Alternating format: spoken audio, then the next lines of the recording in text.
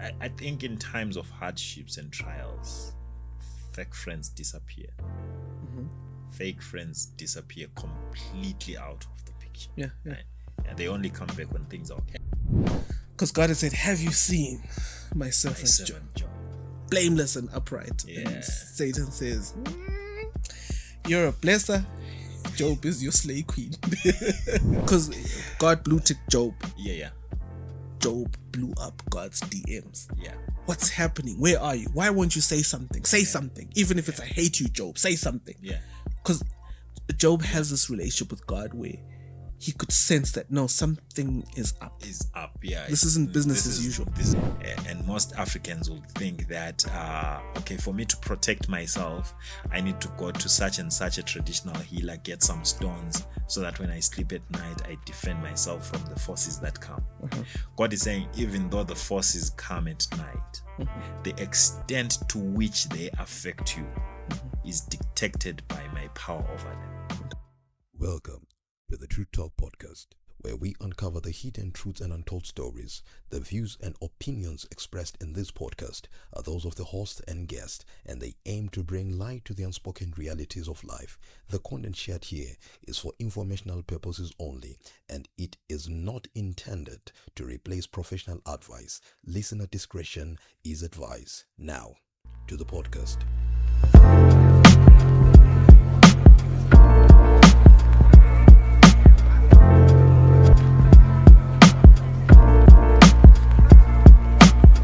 Hello, and welcome to Truth Talk Podcast. My name is Jason, the soulful nerd, and you are? And my name is Makawe, the inspired content creator. And something interesting that we have to announce today. Yeah. We now have Truth Talk merchandise.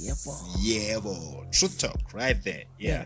So if you want something Truth Talk branded, soon we'll be having a lot of other merchandise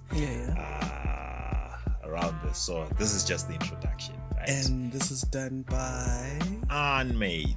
That's Media. Arnold Media. Unmade. Yeah. Interesting name. He's such a creative guy. And he also does our sound. Yeah.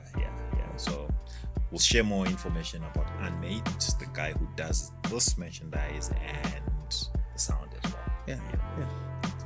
Shout out. Yeah. So today's episode is a continuation from the previous one. Yes. And this one is called Stop Lying. Who told you God was angry? Yeah, you know, when you just mentioned the title, there are people who walk through life daily presenting a picture of God, that God is always angry. Yeah. And we noticed in the previous episode that people would think that the God of the Old Testament is an angry God and the Jesus is the happy clappy guy. Yeah. So they prefer Jesus and they don't want God. No, man, that's wrong. That's wrong. Yeah, it's terrible. Yeah. So what motivated those titles? Well, last time we left off Elihu talking and telling Job not to expect God to come down and speak to him. Okay. And at that very moment, while Elihu was explaining why that was a dumb idea, God came down and started speaking. Yeah. But before we get there, my question is, who looks for you when you go silent? Who looks for me when I go silent? I saw a tweet that, what are they called now? They're not tweets. There's no Twitter. Shits. It's X. So how do you pronounce XEETS? I might tweet. No, it's a shit. You remember Shusha? There was a Shusha. Was it Shusha? Some. Was she Swedish or? Yeah. It was spelled as XUXA, right? Shusha. So tweet. So now it's X shits. Yeah. So they are no longer tweets. I thought it was tweets. No, shits. So somebody said some people go 24 hours without getting a phone call, and they seem fine with it. The lady who was tweeting seemed shocked. Ooh. And I replied. I said I sometimes go weeks, months, or even a month without getting a phone call. In fact, if holding a car like you too. Yeah. But In fact, come to think of it, I forgot. I think let me just make sure I put this on silent. I didn't put it on silent just to show. So imagine at this moment when you're saying that I can go weeks without my phone ringing, then suddenly, like, dude. Hey, the producer will throw me off. Ojo podcast, unprofessional. So no, it's yeah, not I mean, good. if I owning a agree color, with her. really, if owning a color, I'm getting it too, because I only get phone calls when it's something serious or it's a wrong number. I was about to say that Yeah, I need think a the only wife. phone calls that you get nowadays are, "Hi, bruh, we need to get to the studio. True talk." Yeah, yeah. It's just that's what you get Yeah, nowadays. Yeah, you need to get a wife. Yeah, I need to get a Yeah, wife. I'll talk to my wife to try and organize some. Wives. Some of her friends maybe. Yeah, She can link you up. Yeah. Yeah. She actually has tried, but anyway. So your question was, who looks for you when who you go looks for me silent? when I go silent? Yeah. Obvious. Duh. Besides your wife. Besides my wife, Yeah. my family. Okay, your family. Yeah. Okay. Obviously, they'll be shocked. Actually, my mom sends me a message every day. Okay. Good morning, my son, and the message is like that. So our totem is Nkwilimba. Okay. Tiane or Gashane is God de Falasha. But the Nkwilimba Ancestral part. bars. Yeah, she likes the Nkwilimba part. So every morning she'll be like, Uvuga njani Nkwilimba yami. Okay. And it's not just any Nkwilimba, it's the white one. Okay. It's rare. So that's what so every morning she'll be like, Uvuga njani Nkwilimba yami. That's how she checks up on me. And not just there. There's an old lady from church. Okay. The church I used to attend to before I went to this one. Every day she makes sure, good morning, my son. How are you? Okay. Even if I don't respond for 3 days, I'll find a good morning, my son. How are you? Good evening, my son. Good night. Every day, right? So there are those people that check up on me every now and then. Okay. Yeah. Wow. I'm terrible on WhatsApp. So I sometimes miss their messages, but I find the message there. Okay. Right. Yeah, no one checks up on me like that. Oh, well, let's say except 1 or 2 people, from church. Okay, I'll start sending you messages every day. That's not guys. Yeah, it's not like us. No. That's just weird. I'm like, I don't wanna get in trouble with your wife. Yeah, what's going on? Hi, Jason. Good morning. Hi, Jason. Good night. Yeah, I know that, and I'm, as an unmarried guy, I don't want my phone full of good morning messages from another guy. That's just not. That could cause confusion. Yeah. No. But in general, fake friends stop looking for you. Definitely. When you go silent. Yeah. When you go silent, Yeah. you won't find fake friends looking for you. Because I think it was last year. Was it last year or the year before? There's this friend of mine. She's always posting on her WhatsApp status. Mm-hmm. I comment, we diss people, and we laugh. Yeah. Then all of a sudden, status is gone. I posted some joke. I was Chogo Muni. 1 tick. She didn't respond. 1 tick. Not even 1 tick. Yeah, just 1 tick. Supposing you're blocked. So I waited a day. I waited 2 days. Then after that, I started to look for her. Mm-hmm. I looked for her other friends. Never spoken to other friend before. Mm-hmm. Inboxed. Other friend says, no. And then I finally got her sister's number. Mm-hmm. And I inboxed. And asked her, hey, where's your sister? Okay? What is she okay? And says, no, she lives abroad. This friend of mine. She and her family, her husband and the kids, they live abroad. Okay. So she'd actually visited here. Oh. And then she lost her cell phone at the airport. Oh, okay. So I got to talk to her on her mom's phone. Oh, okay. Yeah, because she texted me because she heard, no, Jason is looking for you. Oh, okay. And then I'm like, okay, no, as long as you're fine. Yeah, she's such a good friend. Yeah, very good friend. Yeah. In times she still laughs at me about that. No, that was good of you. Yeah. Shows concern and care. Yeah. Like I think in times of hardships and trials, fake friends disappear. Mm-hmm. Fake friends disappear completely out of the picture. Yeah. Right? Yeah, they only come back when things are okay. Yeah.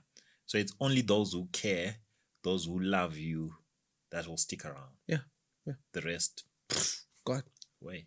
So that's what Satan said. Job was that kind of friend with God, to God, because he said, "No, look," because God had said, "Have you seen my My servant Job, servant Job. blameless and upright?" Yeah. And Satan says, "You're a blesser. Job is your slay queen." He's just twerking for his blessings. Yeah. If you blue tick him, he'll blue tick you. Yeah. Because okay, don't take my word for it. Okay. Job 1, Okay. verse 9 to 11. I'm reading from the New English Translation. Mm-hmm. It says, "Then Satan answered the Lord, 'Is it for nothing that Job fears God? Have you not made a hedge around him and his household and all that he has on every side? You have blessed the work of his hands, and his livestock have increased in the land.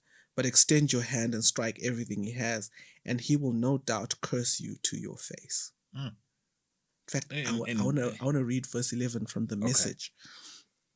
And it reads, "But what do you think would happen if you reached down and took away everything that is his? He'd curse you right to your face." That's what. So that's what the devil is saying here. He's saying that Job is your friend because you give him stuff. Yeah. The day you take away the stuff, he's a fake friend, so he'll blue tick you. Yeah. Just leave you on blue tick If without. you leave him, he'll show his true colors. Okay. And then, of course, that didn't quite work out, so he came back again. Now, this is Job 2, verse 4 to 5. New English Translation. And God says, "Yeah, but remember, I mean, you turned me against him, me against him, but he's still my he's homie." still my yeah. And Satan says, "But Satan answered the Lord, 'Skin for skin. Indeed, a man will give up all that he has to save his life. But extend your hand and strike his bone and his flesh, and he will no doubt curse you to your face.'" I wonder what Job had done to Satan, like for him to even get to that point, skin for skin. Yeah. Because Satan was like, okay, because the first time God said, "Look, you can take away everything he has, but don't touch him." Yeah. Then Satan comes back and says, No, it's not fair. It's not fair. He still loves you. No. Yeah. Give him skin for skin. Yeah. Take away his health. Take away his health. Yeah. That's cruel. Anyway, the devil is cruel. So my question, now we're coming to the title. Okay. I'm coming to the title. Why would God be angry with Job for proving him right? Because God blue ticked Job. Yeah. Job blew up God's DMs. Yeah. What's happening? Where are you? Why won't you say something? Say something. Even if it's "I hate you, Job," say something. Yeah. Because Job has this relationship with God where he could sense that, no, something is up. Yeah. This isn't business as usual. This isn't, this is like something that's not normal. Job blew up God's inbox because he knew that God was his friend. Mm-hmm. So he had to go, like, if you have a problem with your friend, what do you do? Yeah. You ask your friend. You don't go around asking other people. Yeah. No. When you have a problem with your friend, Where you are go you? to your friend. Yeah. Where are you? Or not just where are you? Why I had this and this and this and this. Sure. Like, between friends, there is open communion and honesty and discussion. So Job is blowing up God's inbox and saying, "God, how far? Please respond. And you're saying God is angry that Job is proving him right. Who told you that God is angry? A lot of people say that. Like who told you? In fact, because according to my reading, I doubt if God was angry at Job for proving him right. There are people who've said to me, and I've heard them even saying it to each other, that Job was wrong for questioning God.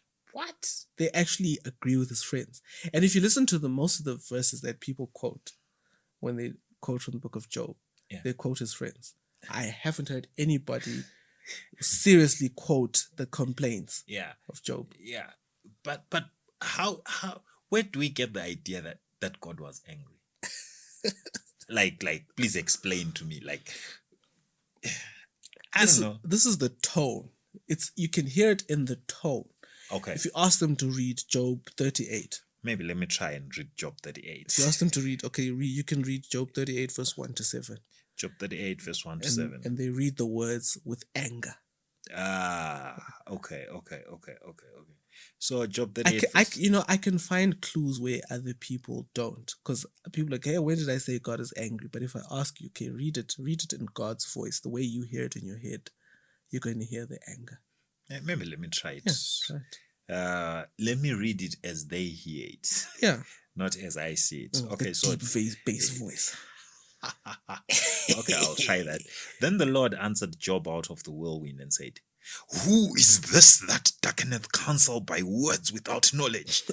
Get up thy loins like a man, for I'll demand of thee, and thou shalt answer me." Hey, no, man, this is not God. Sounds outrageous. Yeah, but it sounds angry. No. Who's this who makes the purpose of God dark by words without knowledge?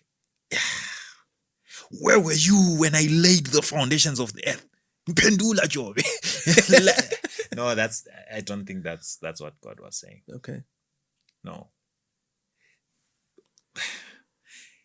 God was not angry here. Okay. God is just asking questions. Okay. And he's just asking Job questions, general questions. He's not doing it in an angry tone and stuff. He's just saying, "How, Job? Where were you?" Like, for me, it's that kind of questioning that seeks to open up someone's understanding. Yeah, and also there was that Bible nerd we mentioned previously. I keep forgetting to get his name. Was it?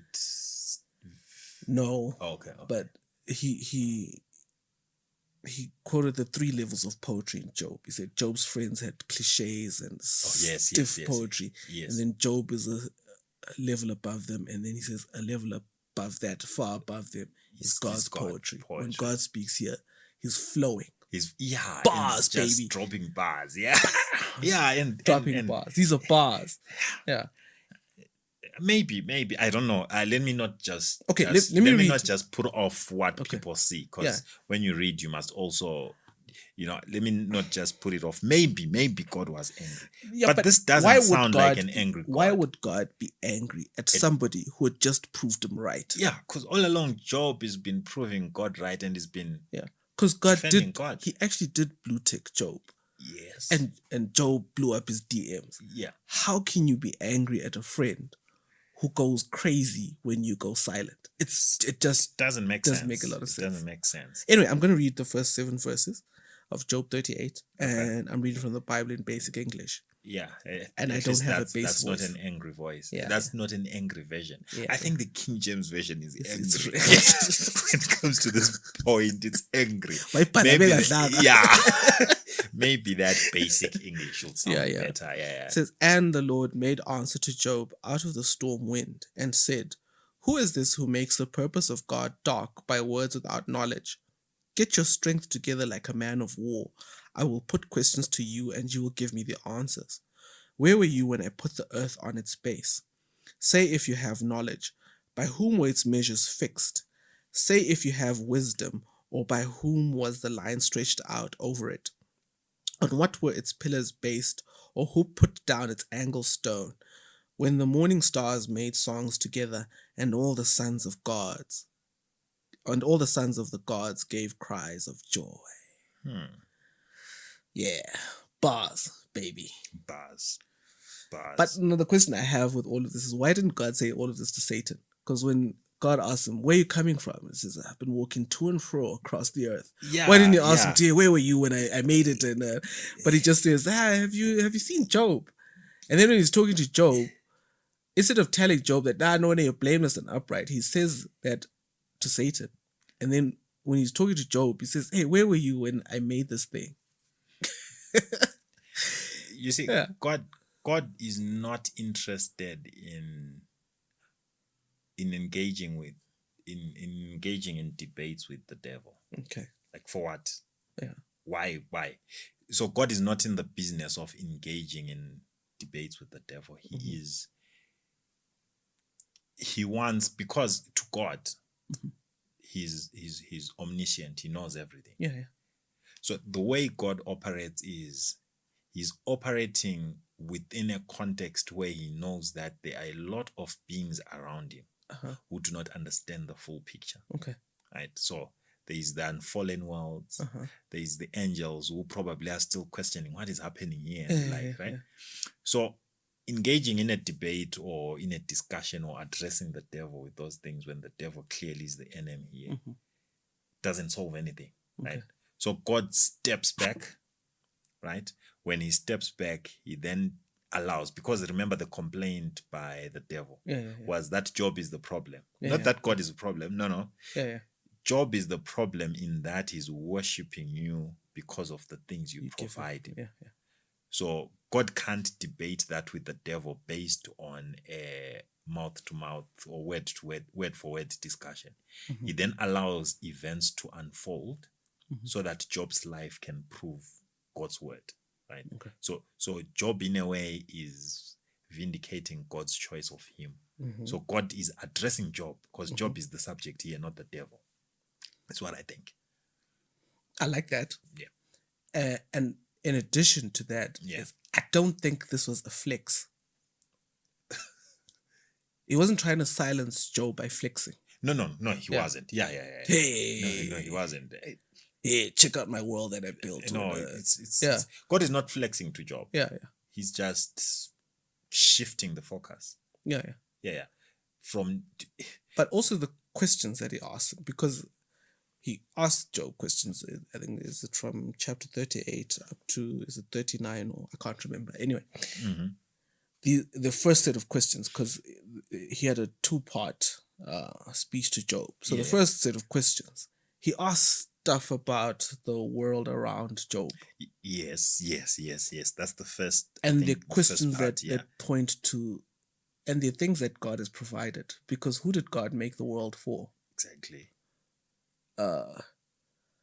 So I think I agree with those who say that, Bible nerds who say that here he's telling Job that, the baseline is my provision. The reference point for our relationship is that I provide. Even not taking the camels and donkeys and the koremwana, the kids you had. I say Job was married for 10 years. Job went there, I had a koremwana. 10 kids. So the guy was fertile. Contraception for who? So God's showing Job here that I provide for you the baseline.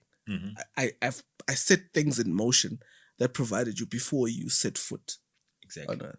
You never have to doubt that I want to provide for you. Actually, if you look at God's response, right, the things that he mentions, where were you when I put the foundation of the world? Yeah. The very foundation that's sustaining you and everything around you right now. Yeah. So if you're doubting my presence, then think again. Yeah. Because my presence is shown in the things that are around you. Yeah. Nature testifies of my presence. Yeah. And not just my presence, but my benevolence. Exactly. Yeah. So God is trying to show here that Job, in as much as you know me, I know Job, you know me. Yeah. But if you take a closer look at nature, the intricate details in nature are so deep enough to show you that there is a huge gap between human understanding and divine understanding, or divine providence and stuff. Like, the gap is so big, you do not know it all. Yeah. But the things around you are good enough for you to know that I'm a benevolent God. Yeah. Right. Yeah. So God is trying to, that's what I said when I said that God here in this instance is not angry, but is a God who's trying to open Job's eyes. Yeah. To make Job understand better. Yeah. Because so these questions are not interrogation questions. Yeah. They are questions that are meant to open up Job's perspective. This is what I believe. And to say, they're not to say stop thinking. Exactly. But start thinking in that direction. Exactly. So start thinking that way. So it's just perspective, change of shifting focus. God is shifting Job's focus from what he sees to what's beyond his understanding. So how would thinking about nature help me when I feel God has abandoned me today? I'm not Job. I don't even have one kid I know of, but so I don't have 10 Mhm. kids, but life sucks. Yeah. And I think we don't spend enough time in nature. No, we don't. Yeah. God even himself, Jesus says that, look at the birds of the field. Mhm. They do not, he says what? They do not work or labor, Yeah. but I provide for them. Yeah. Look at the flowers, look at the lilies, look at the roses, how beautiful they are. Sometimes if you want to see this, sometimes if you look at nature, there is a season where trees shed off their leaves, and you think this tree is dead. Yeah. But come the season for the rains, and the trees are blooming. And so when you spend more time in nature, you understand that there is a season for everything. There is a time for everything, like what the preacher says in Ecclesiastes. There's a time for everything. And in every season, God is sustaining the because you think, now there is no rain, it's drought. Will these trees ever live again? Yeah. But the moment we have the first showers, you see, and it's amazing what God does in nature. So the more we spend more time in nature, the more we understand how God works. Yeah. Way better. The problem is we always want God to work from our desires, and we never look at the other side to say, what does God want for us as I well? actually wish we'd have more church services out in nature. Yeah. Because I hate gardening, but I love the outdoors. You should start loving gardening. Yeah, I should. Not even on a large scale. Yeah. Right. Just a small scale. The process of putting the seed in the ground, watering it, checking. The other day I had some tomatoes that had overstayed their welcome in my house. Okay. So they started getting bad. So I decided to take those tomatoes and put them in my garden. So I just put them in outside, and the excitement I had, these are just tomatoes that I just made a few rows and dug just one ridge actually. Then I put them down, rotten tomatoes. Okay. And I buried them. The joy I had when I saw them sprouting, man, you don't understand. Like, I don't love gardening, but the joy, the thoughts, Yimilo, I did this. That's what nature does. It opens up certain aspects of our mind, of our brain. No, I like exploring nature. I think my kind of holiday. That's exploring too. No, my kind of holiday that I'd like is not the 5-star hotel. I mean, I've never been in a 5-star hotel. Okay. Well, I've never spent a night in a 5-star hotel and whatever. Okay. That would be fine, but that's not really my idea of fun. I'll book you a 5-star hotel for our next podcast. Yeah, that would be. We go and record in some lounge. Yeah. That'll be fun. That'll be lekker. That'll be lekker. But what I do enjoy is the falls. Yeah, my favorite place in our country is the Eastern Highlands. Oof, man. I love the place Eastern is beautiful. The natural pools. I cannot go by a natural pool without Before swimming. you even talk about the natural pools, for me it's the vegetation. Yeah. The trees are rich, And the fruits. The fruits, bruh. Yeah. They're so juicy and tasty. That place is just heaven. Lovely temperatures.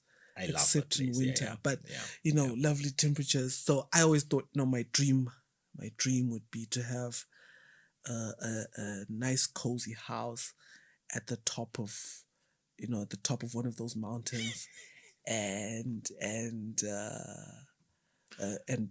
with a library with a life-size portrait of me, Nyetwa, above now the that's the problem. I was okay with everything. Yeah, and then lots of nature outside and natural stuff. The life-size portrait of you. But nature is good because it teaches us.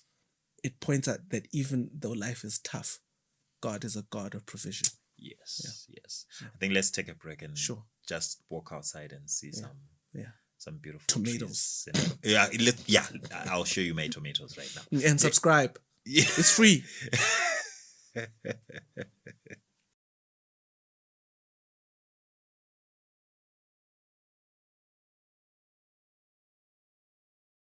Hello, welcome back to Truth Talk. We hope you've subscribed, and Somewhere somewhere there. Hope you've subscribed and shared as well. Yeah. So today we're talking about Stop Lying. Who told you God is angry? Yes. And yes. the section we just finished is called Whirlwind Chat. Exactly. And And, now- before we get there, sorry, Yeah.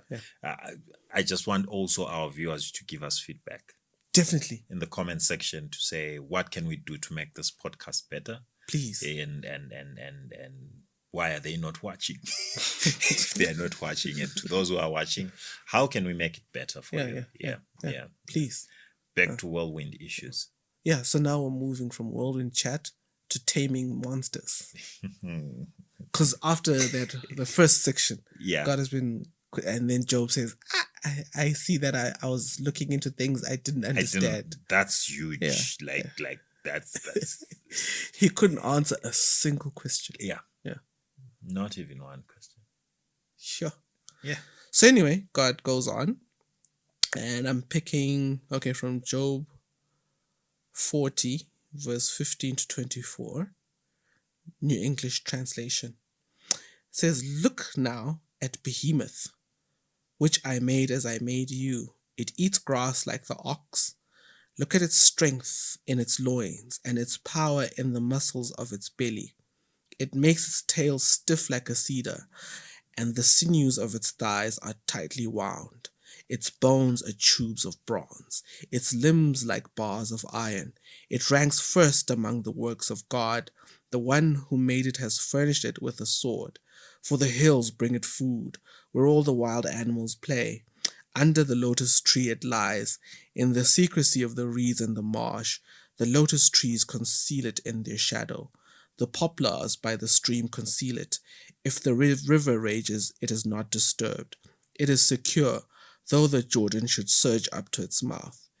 Can anyone catch it by its eyes, or pierce its nose with a snare?"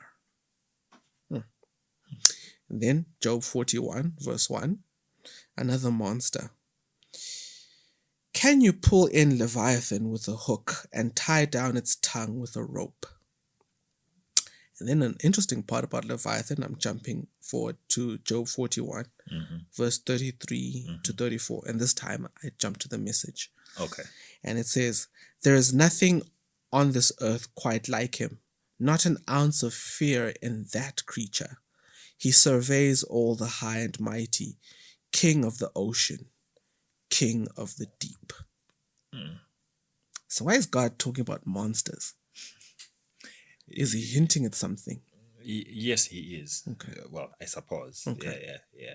Before I even talk about what God is hinting at, when you read this chapter and these passages, you'll think God can make a good copywriter. Yeah. Imagine this description being a description of a powerful car. Yeah. When you're reading, I was thinking the monster, this huge guy.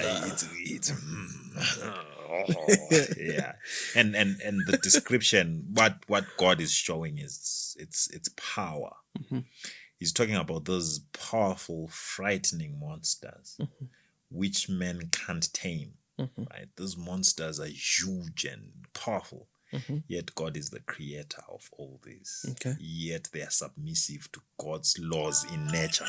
And so my phone too is doing what your phone was. Yeah, I think it's the time. Certain time. Yeah. So God is talking about these frightening monsters, and he's trying to put this picture in Job's head that the very same God whom he is a God who has power over these monsters that are frightening and scary.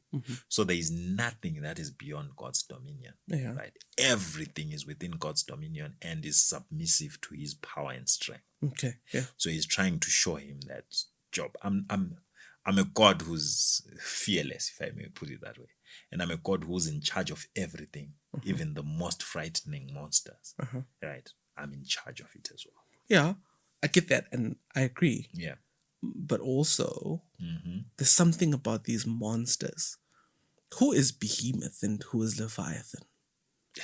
Some people say is the manatee Yeah. or a whale or a whale dinosaur. yeah, Some people think it's some dinosaurs. alligator. Yeah.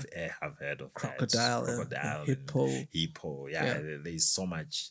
The truth is whether this is a real monster or not. But there's something about this monster But there's something about also the mythology behind. that these guys had. If you go back to Genesis 1 and you read about God putting fish in the seas, it says he also created the sea monsters. Yes. And the people of Bible places had creation myths. And the creation myths, there were sea monsters who, I think, did they oppose the creator or the creators? But they were involved in the stories of creation. Yes. Dragons. The dragons, yeah. Yes. So I wanted to draw from that a bit as well, because I think even in our own African context, I think you've seen movies like The Anaconda. They talk about a monster creature. Okay. I think in Africa there's a story. African. No. Okay. I was confused there for a moment. In our own African context, I think there was a monster that they used to call the Nyami Nyami. Yeah. A sea monster that they thought was so powerful and dangerous and all that. So I think, like you're saying, in all these creation myths, there is this belief that there are sea monsters that oppose God's power. I heard a Bible nerd say that even the description of Goliath makes him sound like a dragon. He almost has scales like a dragon. Like a dragon. Okay. And even when you get to Revelation, there are some monsters that rise up from the sea. Some dangerous monsters. Daniel as well has yeah. sea monsters coming in, and it's not a good sign when they come out of the sea. Yeah. So the sea for Bible people was something dangerous. Yeah. It's not something positive. Yeah. Okay. Yeah. So God is talking about, he says there's a monster, these monsters that you can't handle. Exactly. But I am wrangling them. I'm keeping them in check. Exactly. So God is sovereign. Yeah. He's all powerful. And I think here he's hinting at Satan. He can't really come out to Job and say no, look, Job. The guy who's handling you, I'm handling him. Yeah, or just no, look, this is why you're suffering. Because look, there was a meeting in heaven, and Satan said some stuff about you, so we're trying to prove. Because then that kind, it would be cheating. Yeah. And you notice, as far as we know, as far as the story of Job goes, Job never gets to find out why. No, story ends without Job knowing why things happened to him. Yeah. Just poof. Yeah. But here, I think I agree with Bible nerds who say that here God is hinting to Job at something, to say, no, not only it's not enough to just know that God provides. Now, this is where I know church people are going to want to strangle me. But I have to say it. It's not enough when you're facing trials. It's not enough for us when people are facing trials to say that God is handling it, God is in charge. There are also forces at work who are not our friends. Yeah. But still God says, no, I'm at work.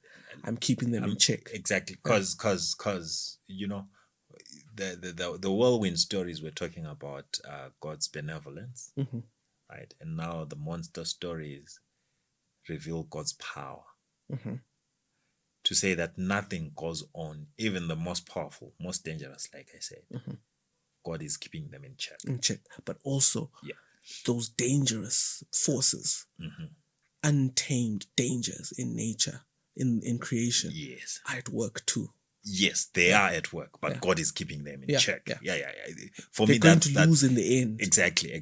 For me, that's to say, okay, for them, for us, we have a background story of what happened, right? Yeah. So the dangerous forces, even though they have power, for me, why this is important that God keeps them in check is because even though they have power, they cannot act out their power until God gives them the go-ahead. Right? Because the devil could not touch the devil until God had to say, okay, do do it. Yeah. Right? So God is keeping them in check, even though they are acting. So it's like you're talking to Africans here. Let's say that's what we know. Yeah. And most Africans will think that, okay, for me to protect myself, I need to go to such and such a traditional healer, get some stones, so that when I sleep at night, I defend myself from the forces that come.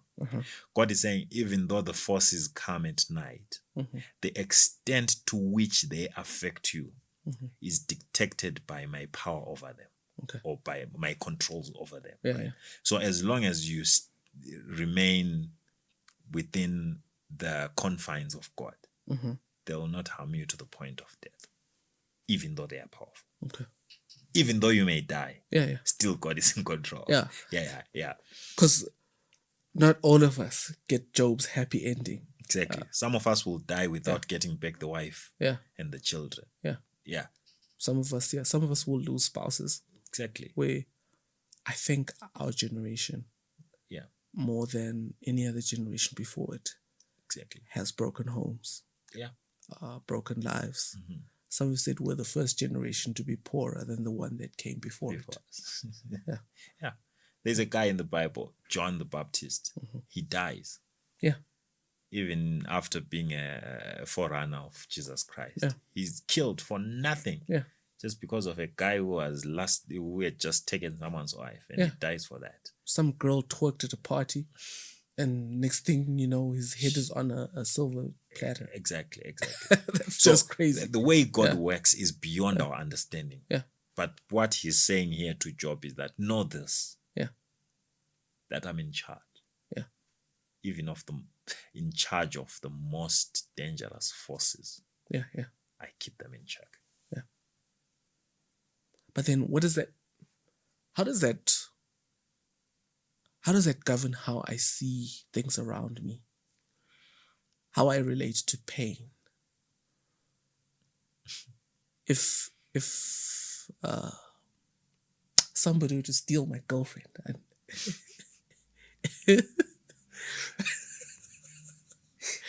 I still try to understand some of the terms we use. You stole my girlfriend. She stole my boyfriend. You think, how does somebody get stolen? But anyway, okay. If somebody snipers my chick, if somebody snipers my girlfriend, do I say, hey, the devil's at it? Do I say, I wonder why God allowed this? Or do I say, it's my fault? What you said makes sense here. To understand that we do not live in a perfect world.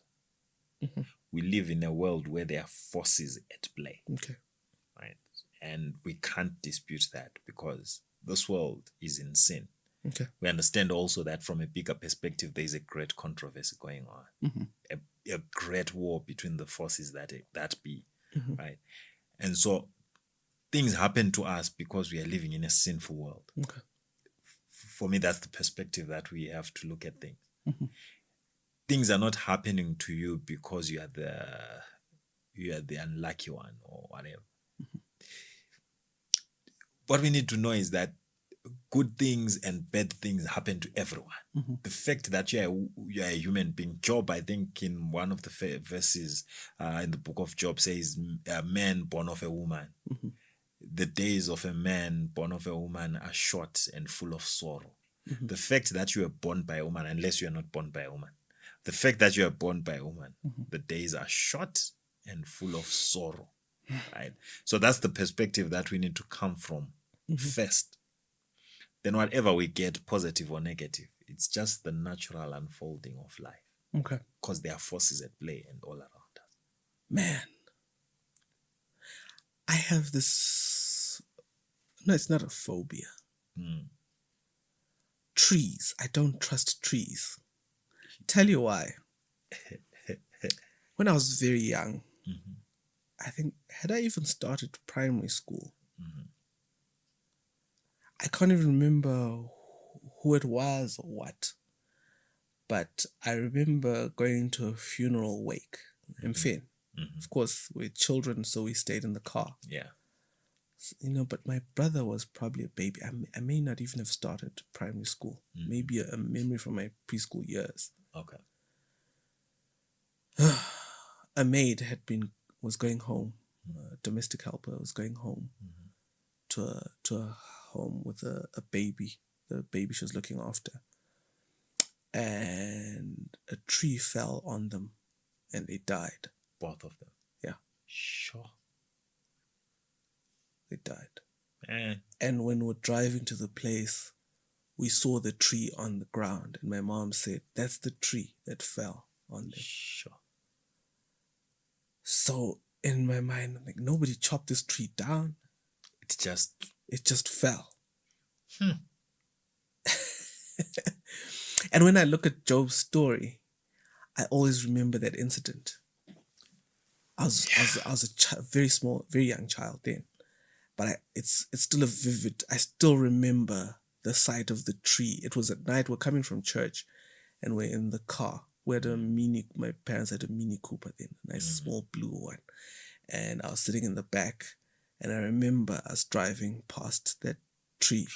And then, so I sat in the car alone, and then my parents went inside, and that story comes up every time I read Job's story. Because the question is, that tree fell over. On its own. Did God knock it over? Did Satan knock it over? Or did the tree just fall over? Yeah. Sure.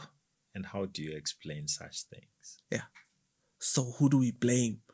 And most Christians, because most Christians need to have this assurance that God is in control. They would blame it on God. Yeah. Well, they don't use the exact term blame. But it's on God. It's on God in the sense that they'll say, God could have stopped it. Yeah.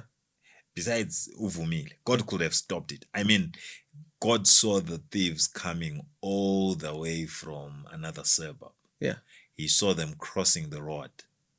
He could have blocked them. He could have put angels by my gate with a flaming sword to stop them from coming in. Yeah. But he allowed them to get into my yard with a gun, and he allowed them to shoot at my parents. And now both my parents are gone. My siblings are gone.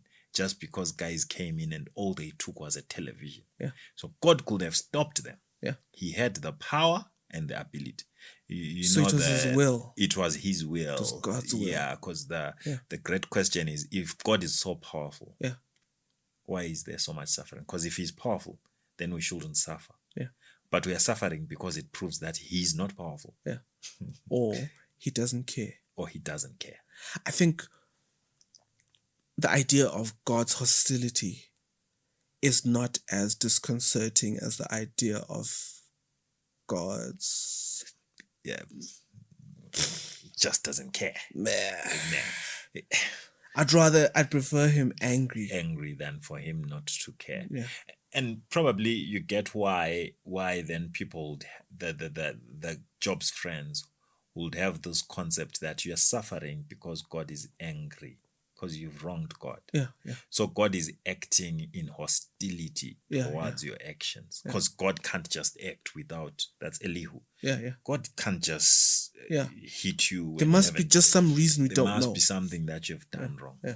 So we are negating the fact that we live in a world of sin where there are evil forces at hand, evil forces at play, such that it's a hard balance. I want to say something which would get me in trouble. Okay. Yeah. But I'm always in trouble anyway. Yeah, so. I think some things happen by chance. Okay. There's no devil involved. There's no God involved. Yeah, I think sometimes the tree falls because we live in a sick world. Exactly. But I get that. Yeah. Okay, hear me out. You want to kill me too? Kill me. I'm ready. What you said, I agreed. That's exactly, because sometimes car accident can happen because there's a careless driver, or a guy who decided to drive while drunk. Right? It's happening by we live in a bad world, sick world, right? But where I think most people fail to grasp the thing that we can't fathom is the concept that in as much as it's a sick world, God has 1,000 angels that could have stopped the tree from falling. Yeah, yeah. Because he knew that it was going to fall. Yeah. So it's a sick world, yes. But why didn't he stop the tree from falling? Yeah. And that's where most of us have a limited understanding. And this is what I believe, that some of the questions that God asked Job are questions that try and show that our understanding in cosmic issues is so limited that sometimes certain things we do not need to explain them. Yeah. There are three hardest words for Christians to say, especially Bible nerds. Soulful nerds, maybe not. But but Bible nerds, Christians to say, I don't know. No. Simple. Because we try and explain things that are beyond our understanding. It's beyond our scope. Yeah, yeah. So for us who have hindsight, we know that what's happening to Job is because of this. Yeah, yeah. But think about it. To Job, he doesn't know the backstory. Doesn't know anything. Yeah. And how can you explain a backstory that you don't even know? Yeah. So the clearest answer that you can give is, I don't know. Yeah. You know, God is saying to Job, look, first he says, there are things I put in place to provide for you. Yeah. You can't even answer that. Yeah. Right? There are things now, creatures, monsters now, that you can see, but you can't control. Yeah. So there's actually so much going on that you can't handle. It's too much. Yeah. It's beyond your scope. Yeah. Yeah. And I think if we get to that point where we just appreciate that we do not have answers to everything. Okay. You know, like the previous episode, we talked about how we expect coherence from trauma victims and all that other thing. And sometimes where we mess up as human beings is when we find someone who's bereaved. We always want to try and give answers. Yeah, yeah. You know, no, this has happened because God. But who told you? You don't know that. Sometimes you don't know you it. just need to get there and say, you know what you're going through, I may not understand. Or even get there and say nothing. Remember Job.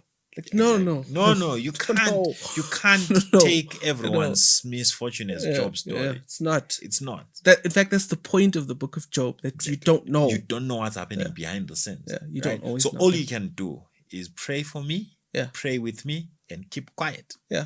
Shut up. Job's friends were most helpful when they said nothing. Exactly. So Jason, they've snatched your girlfriend. All things work together for good to those who love the Lord. Yes, they work together for good, but that's not what I want to hear now. Yeah, it's not helpful. You don't know maybe what's happening behind the scenes. They're maybe not sufficient to see. Actually, maybe it's not working for my good at this moment. Yeah. It's not, actually. Yeah. And God will then twist the things that they work for my good. I prefer an interpretation that says God is working in all things for your good. Not to say all things are. Took words out of my mouth. Yeah. It's not all things that work together for good. Yeah. But God is working in all things Yeah. for the good of those who love Him. Yeah. That's beautiful to understand from that context. But unfortunately, we try and want to push things down people's throats as if we know everything. We don't. Yeah. And isn't it incredible that God says Job is upright, but Job doesn't know everything? That That's means incredible. You don't have to know everything in order to be upright. Yeah. You have to live within what you know. Yeah. To the fullest of what you know. Man, that's easy. Easier said than done. But I need some water. You've said a lot of things that have made me thirsty, man. Yeah, we need to take a break. Yeah. And don't snatch people's girlfriends. Subscribe instead. Snatch a subscription.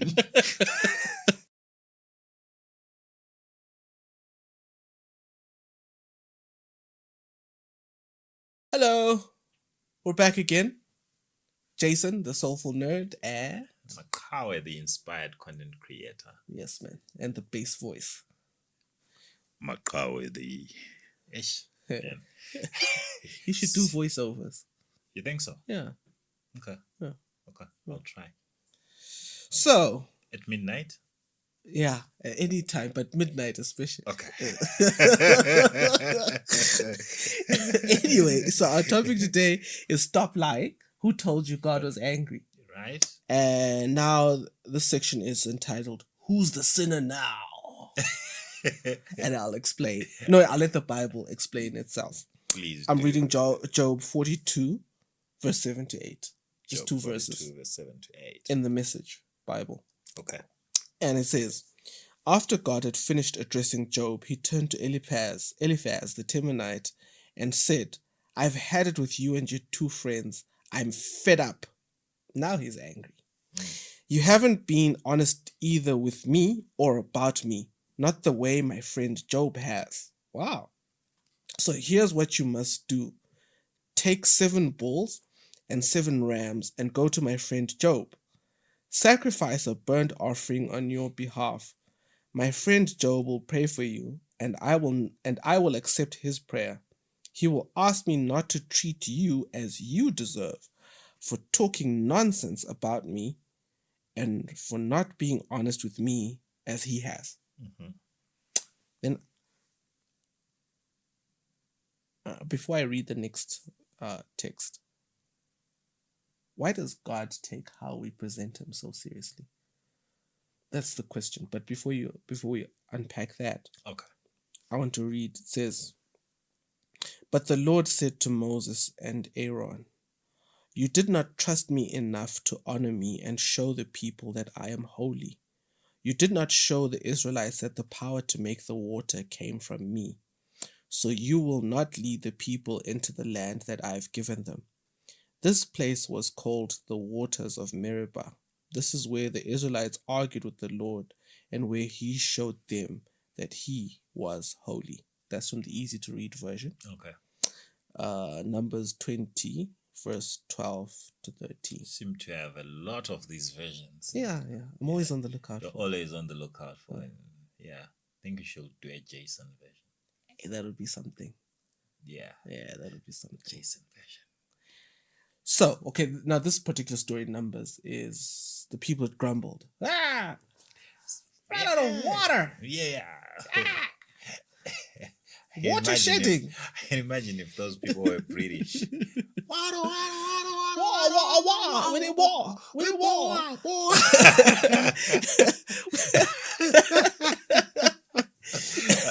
What if there was Zimbabwe? They'd be used to not having water, But yeah. so God had said, no, before this had happened before, and God had said to Moses, take your staff and strike the rock and water will come. But this time he said, go and speak to the rock, yes, and water will come. Wow. Moses Moses the staff. Was fed up. Sure. Says to the people, listen here, you rebels. Should we give you water? You're thinking, whoa, Moses, water? You're giving water? You. Yeah. Hits it twice. When but water came out. Speak to it. Water came out, yeah. And then God called him aside and he spoke to him in Aaron. Said, guys. What you did there, guys. And for this, they didn't go into the land of Canaan. Yeah, for that one thing. Yeah. For just hitting the rock. And it says, because you misrepresented me, you did not show me as a holy God. Different. You didn't show me as different. Yeah. Because there were all these other gods people worshipped around, mm-hmm. who had to be mm-hmm. And he had wanted to be the sort of God who didn't have to be begged. Mm-hmm. That God, please may I have water, and he'll supply. He wanted the provision we're talking about. Yeah. He wanted to be seen as that kind of God. Yeah. And then Moses, and then he said, no, because you did that, you can't go into the land of Canaan. You presented a bad picture of me. Yeah. Do you realize how deep this is? Yeah.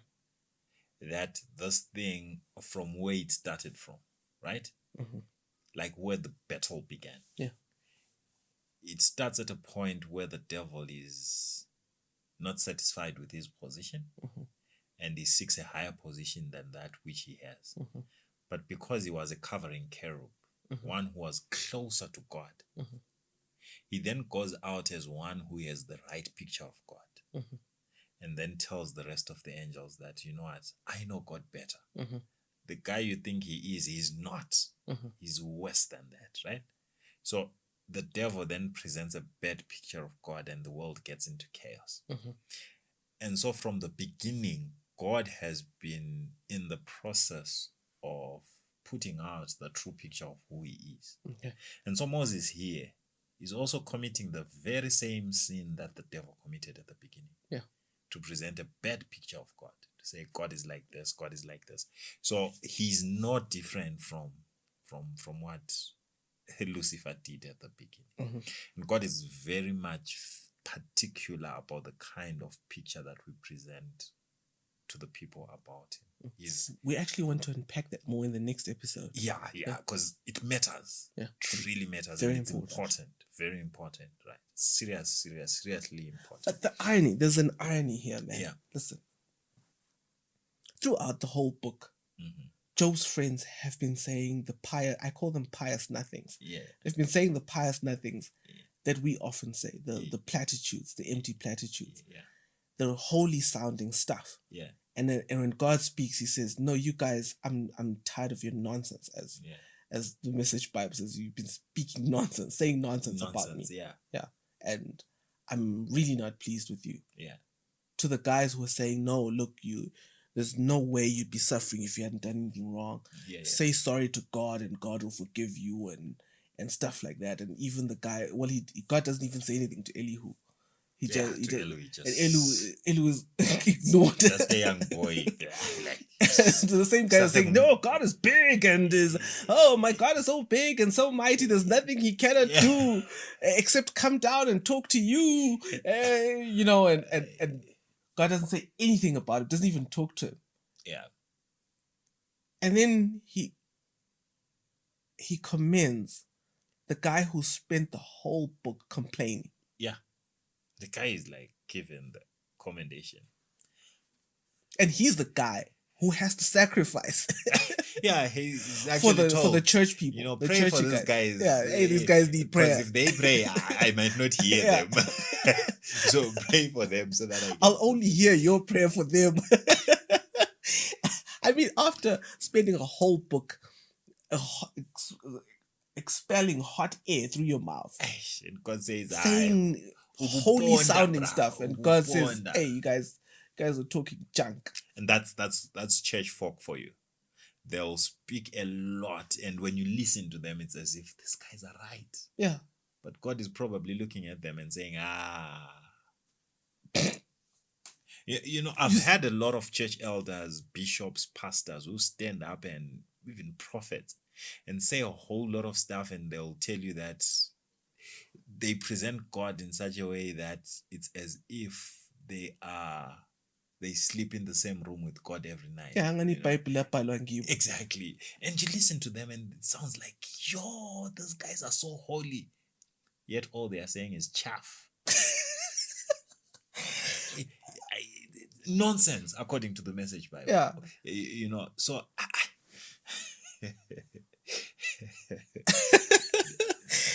let me not say what's in my mind right now. So lest I get cancelled. No, because it says, I mean, the implication is that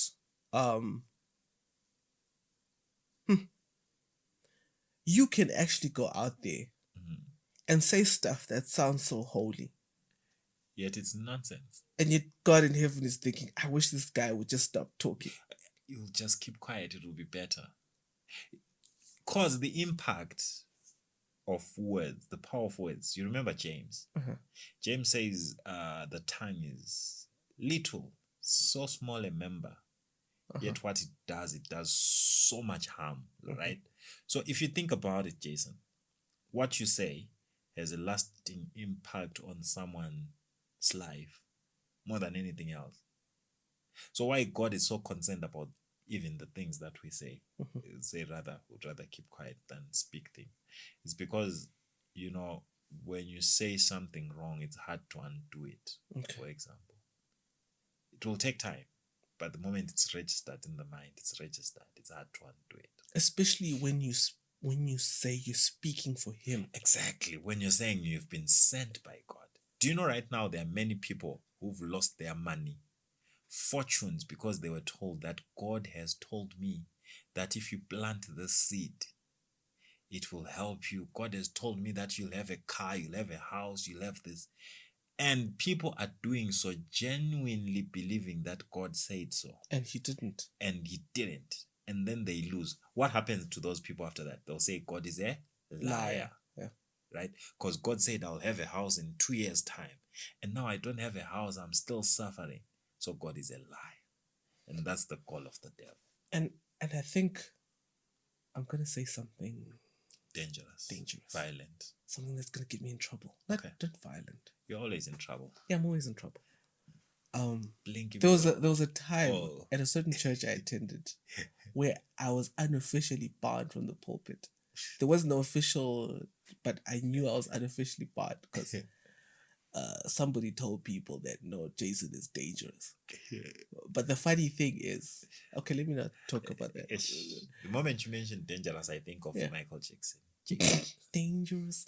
No, but I was no, like when we talk about people being mistreated, I mean, I'm not complaining or anything because I don't get paid to preach, so yeah, But what was always funny for me in all that was one of the people who was foremost in telling others that I was dangerous. Mm-hmm. When he encountered something he didn't understand in the Bible, would come to ask me Nicodemously. And I was always tempted. He didn't know that I knew what he had been saying. And I was always tempted to ask him that, aren't you afraid? That I'll tell you nonsense. I'm dangerous. But I'm going to say something which could be dangerous. Somebody lying to you and losing money because somebody lied to you is not as bad as going through your life thinking God is angry with you when he isn't, because somebody said so. You could people could tell you that God is really upset with you because of your haircut. God is upset with you because you don't go to church in a suit. God is upset with you because you're talking God's stuff wearing a t-shirt. Yeah. Made by Untamed. Or God is angry with you because you got pregnant out of wedlock. Oof, that's a touchy one, man. God is angry with you because you're a drug addict. Yeah. And there are many people who are not coming to God because they've been told that because of your sin, you can't stand. You can't come in the presence of God. Yeah. Right? And it's funny. Like, actually, it's dangerous. Yeah. Because you are presenting this picture of God, that God is a God who only accepts the righteous. Yeah. And he doesn't deal with sinners. But throughout the Bible, God is always chasing after sinners. Relentless. Even the very first time we meet God in the Bible, right? After sin, of course. Yeah. Adam and Eve have sinned. And God is there to clean chasing after Adam and Eve. Adam and Eve are hiding, but God is deliberately looking out for them. Yeah. Right? Where are you? Where are you? I need come. So I don't know why we present this picture of God, that God is always angry at people who mess up. And I think that is the most dangerous thing for church people to do. Very dangerous. It's so dangerous that Moses and Aaron could not lead the people into Canaan because of that. We even quote Bible verses that says, God's ear is not heavy, nor his hand shortened. Yeah. But your sins have separated you from him. Yeah, which is in the Bible. That's in Isaiah. That's in Isaiah, yes? Yeah. Right. In a book written by a prophet whom God had sent to reach out to. But what we don't understand is that very same God whom we are saying because of our sins we have been separated from him, is chasing after the sinners. No, I don't get it. So we then leave this aspect. You see where it comes from. The aspect that if something bad happens to me, God is punishing me for the sin that I did. So we always link suffering with punishment from God. Yet that's not the case. So that's why we always have this picture of an angry God, because we think God is always looking out for our wrongs so that he can punish us. We present him like a senior master or a headmaster. And people say, and just in case people think we're saying God doesn't get angry, we aren't saying that. No. I'm saying from reading the story of Job, God does get angry, but he gets angry at people who misrepresent him. Exactly. That's what he can't stand. Exactly. But even when he dealt with Moses and Aaron,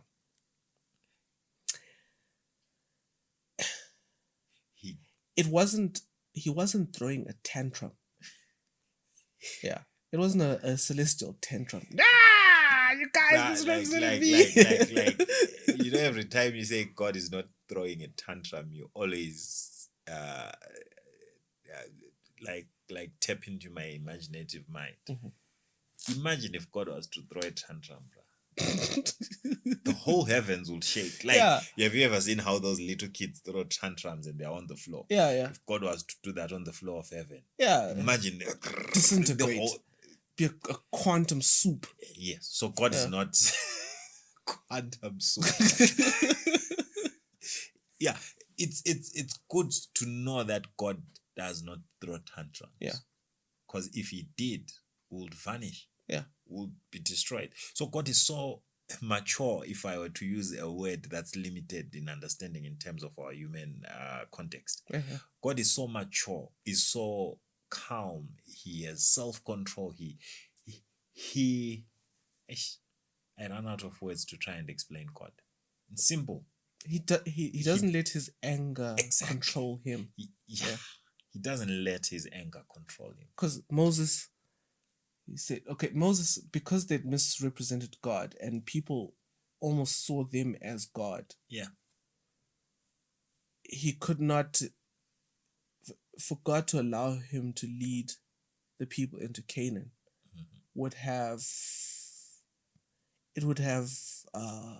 affirmed Moses' actions. That misrepresentation. Rubber stamped his, Moses was right. God wanted to start something different because he says, I want to show them that I'm holy, I'm different. And that action of dealing with Moses, not dealing with is not the right words to use, but that action of dealing with Moses' sin there and there was meant also to help the people see the true picture that no, Moses represented God there. This is not who God is. And also, when you look at, he was angry with Job's friends, but he said to them, get Job to help make things right. So even when he was angry and says, you guys have been talking nonsense, he still says, let's get Job to come here. Let's fix things between us. So God is never angry with us. I mean, he is. I mean, when we misrepresent the anger that leads doesn't to throw him tantrums, throwing a tantrum. He's a God who controls his anger. If I may put it that way. Controls himself. It's amazing. It's amazing. We need to start putting out a good picture of God. By the way we live our lives. Actually, especially the way we represent him. We should let people know that God is loving and kind. In fact, in Ezekiel, when he sends a message to Ezekiel, he says, you guys misrepresented me. Even in Malachi, he says, you guys are giving me a bad name. That's why he always has a beef with leaders. Have you ever noticed in the Bible? Always has a beef, or let's say, that just reminds me that I was talking to some vegans and say, no, I have a beef with you. They're like, no, you can't have a beef with me. I'm vegan. So, okay, I have a broccoli with you. So, God has broccoli. Yeah, he always has broccoli with the leaders in the Bible. Those who stand in place for him, like the priests, the pastors, the prophets, because the moment they misrepresent God, because of their influence, positions of influence, Yeah. they have so much influence upon the people, and that influence may breed something bad. Yeah. Right? Yeah. That's why you see God will always have a problem in the Bible with priests whenever they would misrepresent God. Yeah. Yeah. Yeah. Okay. Also, the next section, our last section, Yeah. it's called diabolical emails. Yeah.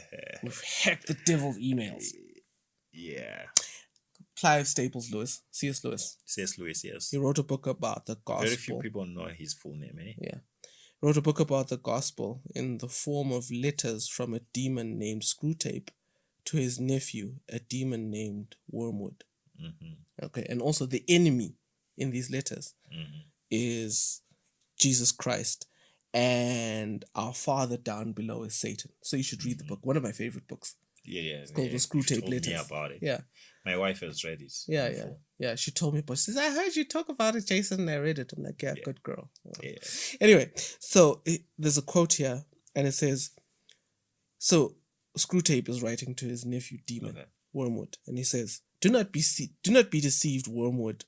Our cause is never more in danger than when a human, no longer desiring, but still intending to do our enemy's will, looks round upon a universe from which every trace of him seems to have vanished, and asks why he has been forsaken and still obeys. Mm. So for me, the story of Job isn't the story of why we suffer, but the story of the kind of relationship with God that will strengthen us when we suffer. The believer who floods God's DMs when God goes silent is the very one who can help God Yes. with his PR problem. Yeah. That's amazing. Yeah. Thank God for the fact that he is God. Mm-hmm. He's not like us humans. Mm-hmm. Because if he was like us, I don't know where we would be. Yeah. Yeah. So in his capacity as God, I think he has done everything that he can for us to understand him. Mm-hmm. And we need to play our part to get to a point where we do all we can to understand him, because it will help us to present a good picture of him when we talk to others. And it's the kind of relationship you build in the good times. Yes. That carries you through the bad times. I think we make the mistake of trying to make it a crash course in holiness. The storm has come. Now I want to start preparing. But it's not a crash courses don't work, huh? Yeah. You can't cram this. You can't cram that kind of relationship. Yeah. You build it in the good times. Yeah. And just to connect the previous episode with what we've done today, notice how those friends, we talked about 3 friends. The other one uses ancient wisdom. The other one uses intelligence. The other one special revelation. And in all those 3 cases, note that there's one thing that they don't use or that they don't present to Job. That thing is empathy. Yeah. Right. So there are times when special revelation, intelligence, and ancient wisdom doesn't work, where you just need to go there and show empathy to anyone who's suffering. Not present your knowledge to say, I know the Bible, I know God is angry, I know God is punishing you.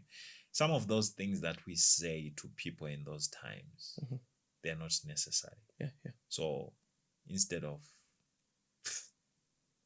trying to be the know-it-all, let's try and empathize with those who are suffering. Silence helps. 2 years ago, one Friday morning, I joined my family. My aunt was passing away. It was her in the last hours. And we sang songs and everything and prayed. And then after she'd passed, everyone had gone out of the room. And I sat in the room silently. And then when her body was wheeled out, nobody could say anything. There were no songs, there were no prayers. There wasn't not even weeping. There was just silence. Some moments in life require silence. Nothing. Don't say anything. Silence. Maybe for that reason, We have keep to. quiet now. Yeah, we have to go. Let's go. But now, our next time when we come back here, Yeah. we're going to talk about the failure of perfection. Okay. Time to keep quiet. Yeah. Goodbye. Well, don't keep quiet. Share the news. Tell everyone that Truth Talk is dropping another episode. Please subscribe, share with your friends, family, And comment.